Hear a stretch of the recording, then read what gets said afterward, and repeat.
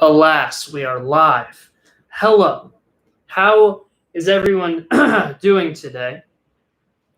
On this fine Monday evening, I'm going to notify the world that we're live. As I generally do. Thank you for joining me. Very pleased to be here. I'm going to notify the world. We got some stuff going on today, okay? We have something that I previewed as I here adjust our visual experience. I previewed something I was going to talk about last show, so I'm going to get to that. Another piece of news I want to talk about, and we also have a guest coming on today to play some trivia games. So that'll be fun. The trivia has gotten a lot of very positive feedback, so we're going to keep it rolling. We are going to keep it rolling. I'm going to bring our guest on in just a couple of minutes. But before I do, again, thank you for joining me. We also, I noticed that our subscriber count has been a little bit stagnant recently. So why don't we try to pick that up? You don't have to, but it would be nice, to show some love to the show. But that's up to you. Anyway, I just want to say a piece of news came out today that Major League Baseball will be hosting a wood bat, essentially prospects league, right? Because we're not exactly sure how college baseball is going to play out this year with potential restrictions and things of that nature. We're not even sure if it's going to happen at all. High school baseball is going to be even more complicated. So what Major League Baseball decided to do is get all the best prospects together and play a season. Now, I love this idea for so many reasons. Number one, I can't wait to watch it. Number two, it's going to make the draft process so much more mainstream, right? So when I talk about all this draft stuff, I get a lot of feedback, like, people like to hear it, right? And it educates them, because there really isn't a lot of draft discussion, I think mainly because people don't watch college or certainly high school baseball. So this new league, I think, is going to be wildly entertaining, and it's going to be so much better for the draft process. And if they can figure out a way to continue this league, in future seasons, that would be even better. Another big positive to this league, I have a lot, right? But another one is after the draft, the league transitions into an undrafted free agent pool. So the only players eligible to play are undrafted free agents. Okay, so we're going to be able to see, and the major league organizations are going to be able to see all of the players that slip through the cracks and potentially sign them as undrafted free agents, which I think is a really cool opportunity too. And the biggest thing, honestly, is we get to see these guys really play team-oriented baseball, right? Because you can't really, for the most part, watch high school baseball, and that's where a lot of the really good prospects come from. And in college baseball, that is, significantly more useful as far as analyzing prospects than high school baseball is, because we can watch the games, but not every game is televised, certainly. I mean, I would say less than half are actually on national television. And there's some, there's competition what am I saying right now? Competition disparities. So I think getting all the prospects together as one will be lots of fun for everyone. And now, it is time to bring on a very special guest. Very special guest. He has appeared on Small Ball before. His name is Linus Lawrence from New York, joining us here on Small Ball to do some trivia. Linus, how are you doing today, my friend? I'm doing okay. How are you doing? I'm doing just fine. I've prepared some trivia for you, Linus, today. I'm going to give you 5 questions. All right? So essentially, Linus, for my viewers out there, Mr. Lawrence has been he's been nagging me and alluding, to the idea that I talk about a particular player perhaps too much. I would argue a fair amount. But today, Linus, I have prepared for you 5 trivia questions related to one specific player, and that specific player is, as we all know, probably the best player in Major League Baseball there is today, and that would be Dansby Swanson, shortstop for the Atlanta Braves. Is that something you think you can handle today, Linus? I hope so. I don't know how deep you're going to go. Oh, you will see. Oh, you will see. So, I do know some things about Dansby Swanson, but well, that's good. We'll see just how much I know. Well, you'll notice as we go that the questions aren't all specifically and directly related to Mr. Swanson himself. You'll see what I mean by that. I actually got word that you were doing this beforehand, and I have prepared for you 5 trivia questions about my favorite player, Wilmer Flores, if you would like to have those as well. I would. I mean, that could be a kind of a mess. I'm not really sure how I will do on that, but we will give it a go. Now we got to be a little bit expedient. When you embarrass me with the Dansby questions, I can return the favor. All right, yeah, we'll see. No, I don't think they'll be terrifically difficult for you, but we'll see. Hopefully my audience can hear you. Your volume is a little bit low. I don't know if you can, if you have any opportunities to maybe get a little bit more audio going, but that's all right. I think we can hear you. So let's get right into it. We got to be a little bit expedient because we're not doing the hour-long show that we used to do. So let's get right into it. So, Linus, if you're able to answer all 5 of these questions correctly, which I would be very impressed. You can win yourself a nice, hearty, small ball T-shirt. But that would be quite a feat, I would say. That would be an honor. Yeah, for sure. So here we go. I'm going to start with the first question, and then you can fire back with a Wilmer question if you'd like. So, Linus, let me ask you something. In 2015, Dansby Swanson was the number 1 overall pick in the entry draft. Linus, who followed Mr. Swanson as the 2nd overall pick in 2015? This one I know. I believe it was Bregman. That is correct. Alex Bregman, a shortstop third baseman from Louisiana State University, to the Houston Astros. That is absolutely correct. Okay. Do you want to? What's up? I said, all right. One for one. Do you want to fire back at me, or do you want to get through mine and then we can get to yours? I'll fire back at you. All right. Let's hear it. On August 7th, 2013.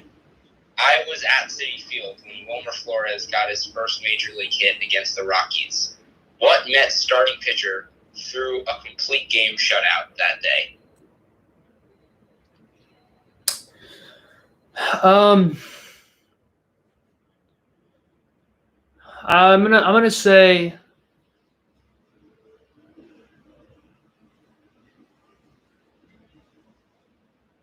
I'll add that they were one of 2 Mets All-Stars that season. Okay, you know what? I'm torn here. I'm gonna guess Matt Harvey. Correct. There we go. 1 for 1 as well. 1 for 1. I couldn't remember if in 2013 Johan Santana was still a New York Met, but I didn't think so. He kind of fell apart after the 2012 no-hitter. Okay, that's what I thought. I didn't think he was still going. But all right, so we're both off to a good start. So here we go. So Linus, Mr. Swanson, as we previously mentioned, was the number 1 overall pick in 2015, but he was originally drafted by the Arizona Diamondbacks, then traded along with Ender Inciarte and Aaron Blair for which then Atlanta Braves starting pitcher? Shelby Miller. Shelby Miller is correct. Linus is 2 for 2. He was not giving himself too much credit as far as his Dansby knowledge, but he's off to a hot start. 2 for 2. I think it might end there. Basically, the only things I remember about him was I remember his draft position, and I remember that trade, obviously, devastating trade. Devastating trade. Absolutely devastating. I mean, he was a steal, I think, at one. I mean, I'm not really sure whose decision it was to let him go, but I mean, character aside, would you rather have him over Bregman? no. So then, technically, I mean, there's an argument to be made that Bregman would have been a better number one overall pick there. Well, certainly, but I mean, of course, that's assuming they don't trade Boyd for Shelton Miller. Well, I think Bregman's the better player, but it seems like Bregman's trending down and Dansby's trending up. So who knows? You never know. That's true. Yeah, you can't really go wrong either way. But as of right now, I would certainly take Bregman. Okay, Linus, go ahead. Let me hear another Wilmer question. All right. Wilmer Flores became a fan favorite after crying on the field in 2015 when he thought that he had been traded. To what team did he think he had been traded to? That's a good question. When you said Wilmer trivia, I knew there was going to be some question related to that game. Let me try to rack my memory because I remember watching that game live, actually. Yeah, me too.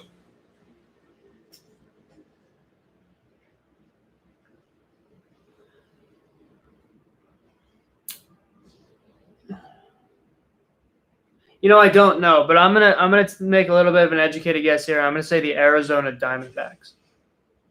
Not quite. It was the Milwaukee Brewers. Okay.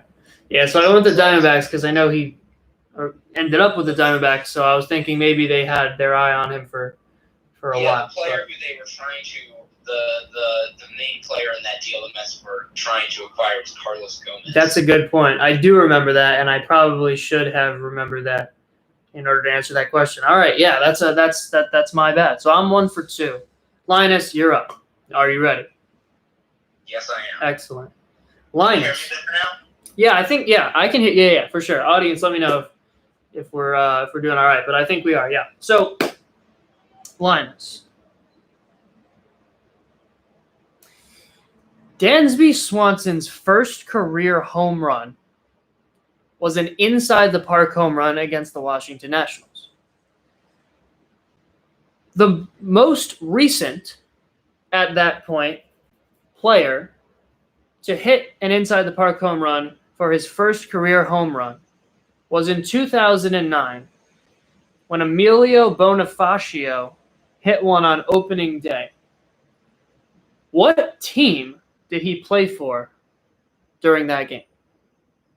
I'm going to say the Marlins. The Florida Marlins is correct. Wow. So, Linus, you are so far 3 for 3. Dang, you know what? I should have gotten that last question right because I did certainly know that. You underestimate my knowledge of the teams in the Mets division in the late 2000s. Well, this is true. But you're 3 for 3. So I think I should be 2 for 2. I think I could have gotten that one. But you know what? I did. So let me hear number 3, Linus.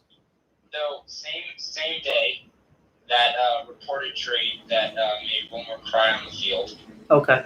There was another player that was reportedly being traded to Milwaukee as part of that deal, who would later, I believe, actually call up Mets GM Sandy Alderson and say they didn't want to be traded. What player was that? A Mets player, you mean? Another Mets player who was said to be traded in that deal with Wilmer. Okay.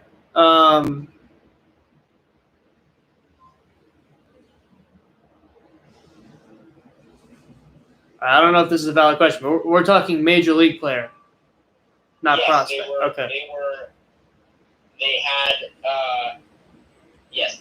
were on the major league. They were in the major leagues. Though they were on the DL at the time. Okay.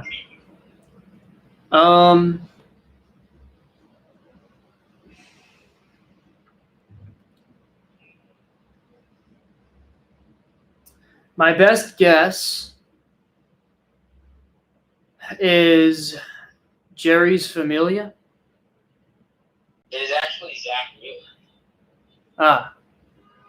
Who was okay. Out for all of 2015 and then all of 2016 after Tommy John surgery. Okay.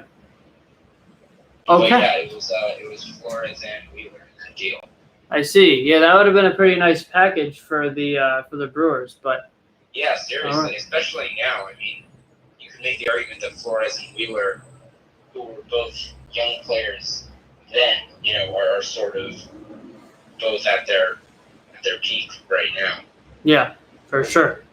Yeah, both probably better now than they were then, and probably even exceeded expectations. Maybe not Wheeler, but all right. So I'm 1 for 3. Off to a bit of a cold. I mean, I had started off hot and then kind of cooled off. But Linus, here we go. Question number 4 is this: in 2020, Dansby Swanson finished 3rd in Major League Baseball in assists. Can you name one of the 2 shortstops that finished ahead of Mr. Swanson?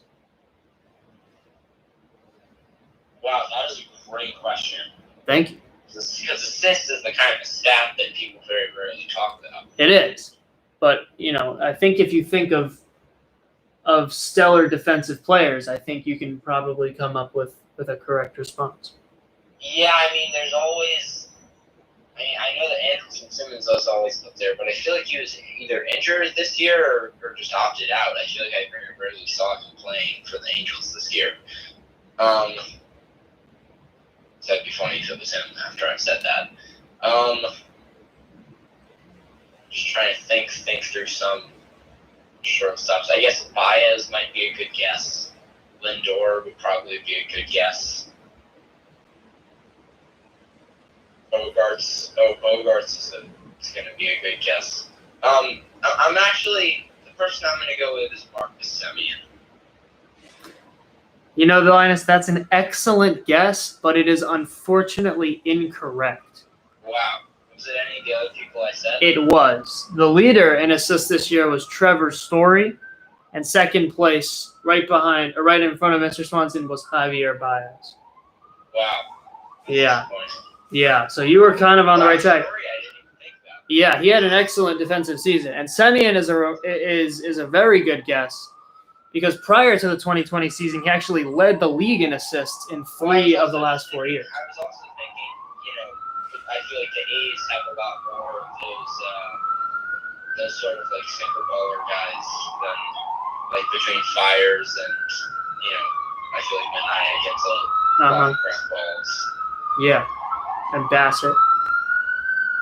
But yeah, no, Semien is a, as far as old school defensive stats go, he's a monster. But yeah, so Story, Baez, and then Dansby. And Dansby, There goes my t-shirt. I know. Next time you come on, we'll have more opportunities. But Dansby's always been kind of towards the top in assists per game, but he just really hasn't played a full season in order to to be up towards the top. But he played all 60 games this year, so he actually finished 3rd, which is very nice to see for us Dansby fans. Linus, give me number 4 for me. All right, so arguably the most memorable moment, or not arguably, but definitely the most memorable moment of Wilmer Flores' career was on July 31st, 2015, when he hit a walk-off home run in the bottom of the 12th inning against the Nationals, just 2 days after that day where he was reportedly traded and cried on the field.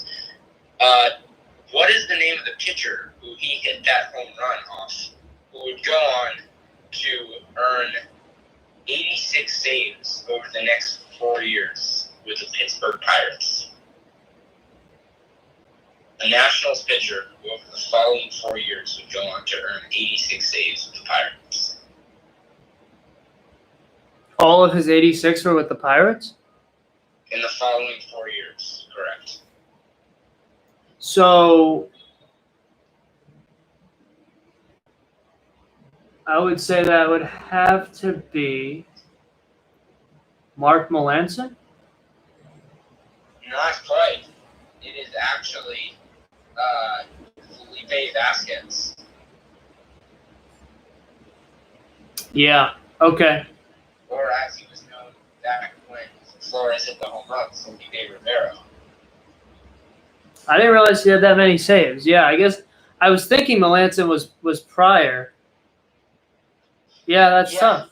He had Vasquez had 37 saves in 2018. Yeah, no, I guess you're right. And 28 saves in 2019 with 1.65 ERA. Yeah, no, that's a good question. Okay. Disappointing so far because I feel like I'm close. Anyway, let's see if you can make it 4 for 5 with this final question. Now, like I said, the first 4 questions, I said a lot of these questions aren't directly related to Dansby, and the first 4 so far have not really been related to him. Just sort of, they have been related, but not directly. So I think it's only fair that we give you a directly Dansby-related question for number 5. And here it is, Linus. Dansby Swanson, as a member of the Vanderbilt Commodores, wore number 7 on his uniform and does today as a member of the Atlanta Braves as well. But for his first 2 seasons as a Brave, he had to don a different number. Which number was it?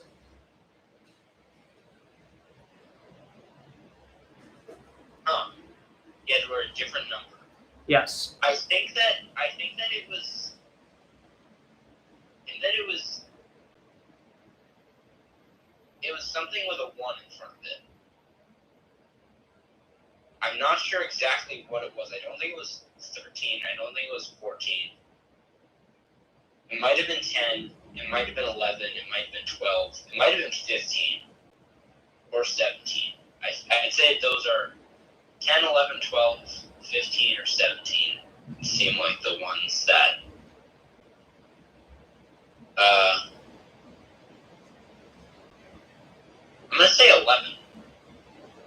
So, unfortunately, you're not really in the right ballpark. He wore number 2 for his first 2 Braves seasons. Wow, really? Yeah. That's unexpected. So, I remember, I think it was like the day he got called up, or shortly thereafter, I ordered a Dansby, T-shirt, like a jersey. And I didn't really, I guess I wasn't really like that focused when I was ordering it. And it came in the mail and it had number 2. And I was like, what is this? I thought they made a mistake. But then I went back to the roster and I realized that somebody else was wearing number 7. And wow, who was wearing number 7? That would be a good trivia question as well. I think it might have been when was this? 2017? This would have been 2018. So he made his debut in 2016 in 2016. He wasn't really an eligible rookie. He was an eligible rookie in 2017. Who was on the 2016 Braves? I don't know. Was Dan Uglo still on the team then? It's possible. I'm not sure. It's possible. It might have been Simmons. Oh, that's a really good point. I think it might have been Andrelton Simmons. Were either of the Uptons still there? On the Braves, I would probably say no. Because I think Justin Upton was traded in the Matt Kemp trade in 2015. I'm not sure. I think it was Simmons. And I think Simmons, I think that kind of fits the time frame. Simmons with the Braves wore number 19 from 12 to 15. So Okay. Okay. Huh. I will definitely look that up. So, Linus, before we have to say goodbye, let me hear your final Wilmer question. Yeah, so the final Wilmer question, this one's my favorite. On July 9th, 2018, Flores hit a walk-off home run in Game 1 of a doubleheader against the Phillies. This walk-off home run gave him the most walk-off hits of any Met in franchise history. How many walk-off hits did that give him? As in, also, just how many walk-off hits did he have in his career with the Mets?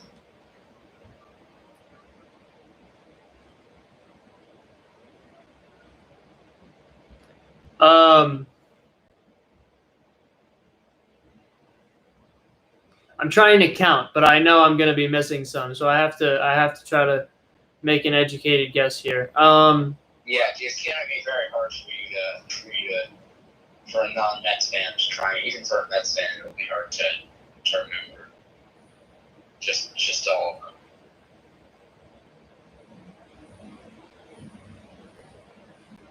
So I'm going to go with 7. The answer, believe it or not, 10. 10. Wow. From 2013 to 2018, so in those 6 years, he had 10 walk-offs as for a largely part-time player. For sure. I think an even better trivia question perhaps would have been, who did he pass on that list? Oh, that is a great question. I believe I actually know the answer to that, but I'd be interested. I think it was David Wright. That's what I would have guessed. I thought that's where you were headed when you were asking the question, and I was going to guess right. Wow, that's a interesting question. Let me see here who that was. Yeah, passing David Wright. There you go. But it does say here, in considerably less playing time. Yeah, for sure. Wow, yeah. Wright did it in plate appearance number 6,869, and Flores did it in plate appearance number 1,790. That's pretty remarkable. I mean, he was kind of that was kind of his role for, a large part of his Well, he was always the guy who tenure. came up, and that's why he was such a fan favorite. Yeah. To all the things that happened in 2015, he was unbelievably clutch. I mean, I was there for one of his, I think it was 4 walk-off home runs out of those 10. Yeah. No, I remembered a couple, but I kind of just counted up like 4, and then I just threw on 3 extras, but I didn't realize he had 10. Wow. All right. Wow, which 4 did you remember? Out of curiosity. So the Nationals after right after the trade deadline. I remembered one I don't know when it was, but it was an RBI single in like a nice comeback win in extras. I think it was against the Giants. Yeah. That happens. And then didn't he homer? So there was the one against the Phillies in the doubleheader. And didn't he walk it off that night that he almost got traded? Or am I mistaken there? That was the Nationals 2 days later. I see. Okay. Got you. Okay. So you actually counted one twice. Yeah. Okay. He had 4 walk-off home runs, though. He had one against the Nationals, that one against the Phillies, one against the Brewers, and then one against the A's. Okay. Okay. Well. Thank you for having me on. This was Of awesome. course. Even though I didn't win a T-shirt. Yeah. You know what? Well, there will be a plethora of opportunities. But thank you for coming on. It's been fun. Yeah, it's always a pleasure to have you on the show. And I think 3 out of 5 is more than respectable. So congratulations on a strong Dansby performance. Yeah, and these were hard. 1 out of 5. I think mine were a little harder than yours. I could have made them a little easier. So. Yeah, we'll have to have another contest at some point in the near future for sure. Yeah, thank you. Of course. All right. Take care, Linus. All right, see ya. Take care. So that was Linus Lawrence. Always a good time having him on the show. And I'm going to close the show today with this. And we will go over our 30-minute mark. But I said I was going to talk about this today, and our trivia ran long. So I'm gonna continue the show for a little bit to discuss this. And I'm going to preface it with this. So sports have some similarities, right? Each sport, right? Some similarities, some differences. Okay, baseball is played with a bat and a ball. It's on a diamond. Okay. Hockey and soccer, and one could even argue basketball, have nets on each side of the playing area, and you understand what I'm trying to say. But there are some similarities between all sports. And in football, let's say, we have statistics like we do in every other sport. But there are certain players with good statistics, bad statistics, average statistics, whatever the case may be. And then we apply some other stuff to those statistics to analyze their value as a player. So Antonio Brown has remarkable statistics as an NFL player. And he has bounced around from team to team in the last couple of years, really without a home. Now, this is an extreme example, but we all acknowledge there's more to his story, and there's more to his value or lack thereof than just his statistics. In basketball, Russell Westbrook averaged a triple-double for a full season not too long ago. But is he a winning player? I mean, what's he really, ever accomplished as far as team success? Now, you can argue for or against Antonio Brown. You can argue for or against Russell Westbrook. Plenty of people are on each side of both of those arguments. But we all understand it's a conversation to be had. Right? I mean, Antonio Brown's a little kooky. Russell Westbrook's, kind of hard to play with. But they both have tremendous talent and tremendous statistics. So we take that and we couple it with what we know about them personally, and we make our conclusions from there. So Yankee fans recently, I've been hearing a lot of people say, do whatever it takes to bring in Trevor Bauer. Trevor Bauer had some really nice statistics in 2020, led the league in ERA. Okay, he had a very nice 2017 as well. 2018, excuse me. I always forget that it's 2020, but 2018.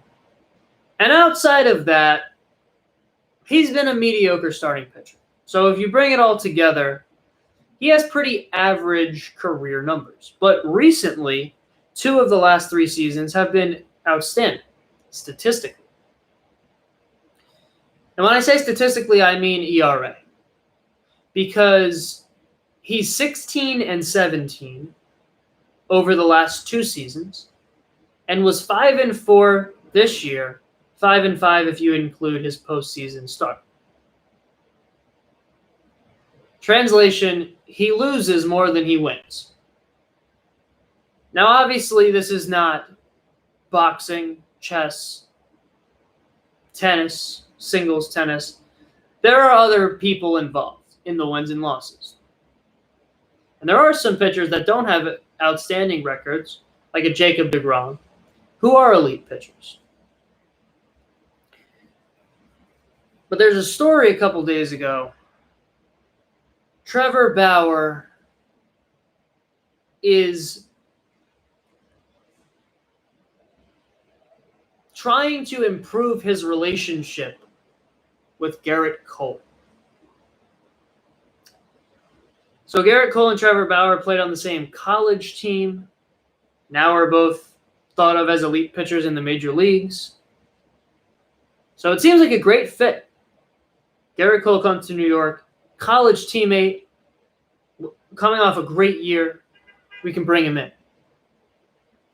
But what a surprise. I mean, are any of us really surprised that Trevor Bauer does not get along with the best pitcher in baseball, who he played college ball with? Whom he played college ball with. Is that really a surprise to any of us? Because Trevor Bauer is kind of a different cat. And he doesn't really get along with a lot of people. Okay? He kind of has his cohort, his training staff, who he gets along with. And outside of that, he's just a difficult guy to figure out. And there's nothing wrong with that. I mean, everybody's different, and I respect that.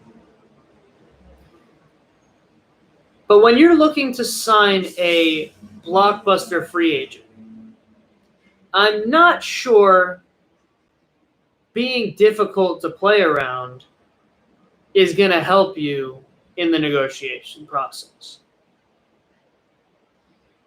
But we need to really analyze this and decide whether he's a valuable asset for the New York Yankees.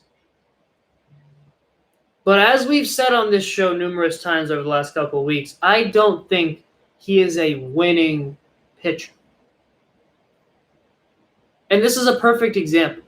Perfect opportunity, perfect fit, it seems, to bring in to bring in Trevor Bauer to pair with Garrett Cole, who in college at UCLA, one of the best 1-2 punches of all time in NCAA baseball history.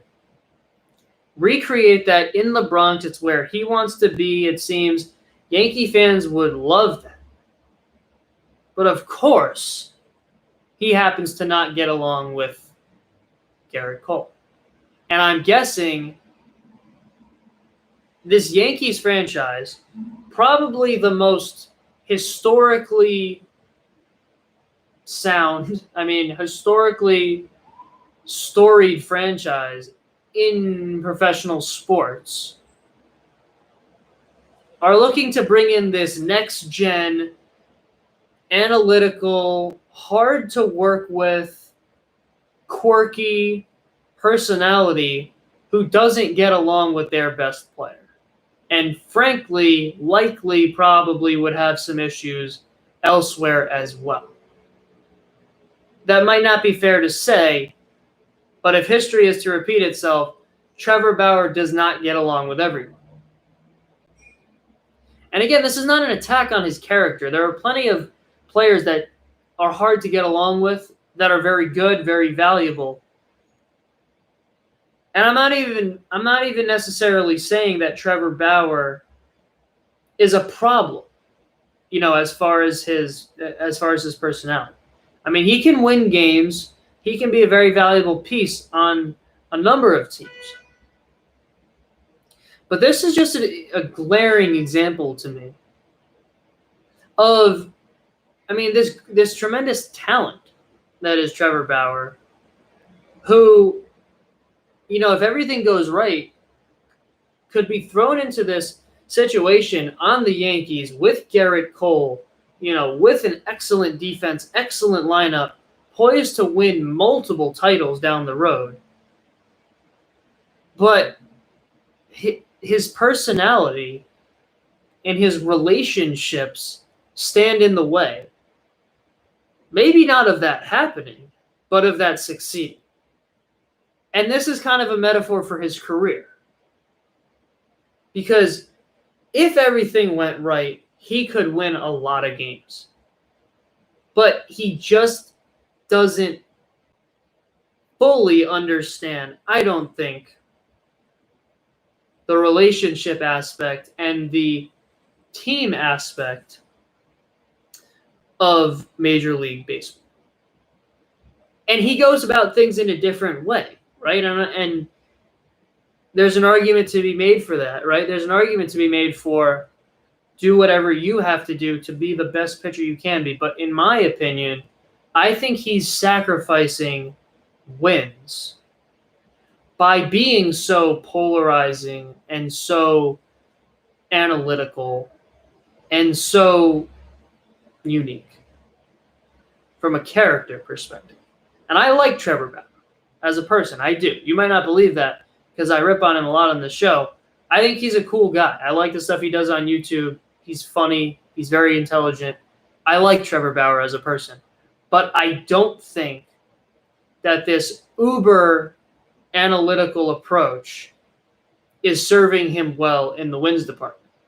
And he would probably argue that wins have very little to do with the starting pitcher in comparison to what people used to think. But I think were he able to sort of sort out his mental, aspects of the game, he could be the type of pitcher that Yankee fans would want to bring in. So essentially what I'm trying to say is, Yankee fans, be careful what you wish for, because Joe Girardi did an outstanding job of building this culture. Aaron Boone came in and sort of, I don't want to say messed it up, but he sort of threw a kind of wrench in there. It sort of disrupted that. But then he did an outstanding job of recreating that culture and building it, and even, reinventing it. And now you want to bring in this guy, the starting pitcher. And if we break it down, the Yankees could certainly use a starting pitcher. I think every team could use a great starting pitcher. But it's been offensive struggles, specifically as far as making contact, that has knocked them out of the postseason for the last 4 years. In 2017, they just couldn't make enough contact against that Astros pitching staff. Similar situation in 2019. And then this year as well. I mean, Game 5 that they lost, they scored 1 run. The pitching's doing all right in the postseason. They have veterans, right? Look at J. Happ. Not necessarily the most gifted major league pitcher at this point in time, right? He's kind of on the decline physically, but mentally, he was able to figure out what he needed to figure out, get himself right for the second half, and then the postseason as well. He had a hiccup in Game 2 because of all that mess with Davy Garcia opening and all that, but it's just a different sort of approach. And I'm not sure Bauer would do that properly. CC Sabathia as well, a couple of years ago, has been banged up, shell of his former self, but figured out a way to contribute in the latter parts of the season, regular season, and the postseason as well. So I'm not so sure that bringing in this personality is the way to go. So more on that later, more free agency stuff for sure coming up, but that'll do it for today's edition of Small Ball. Thank you very much for watching. Big thanks to Linus Lawrence for joining us for trivia. I hope you guys enjoyed. Yeah,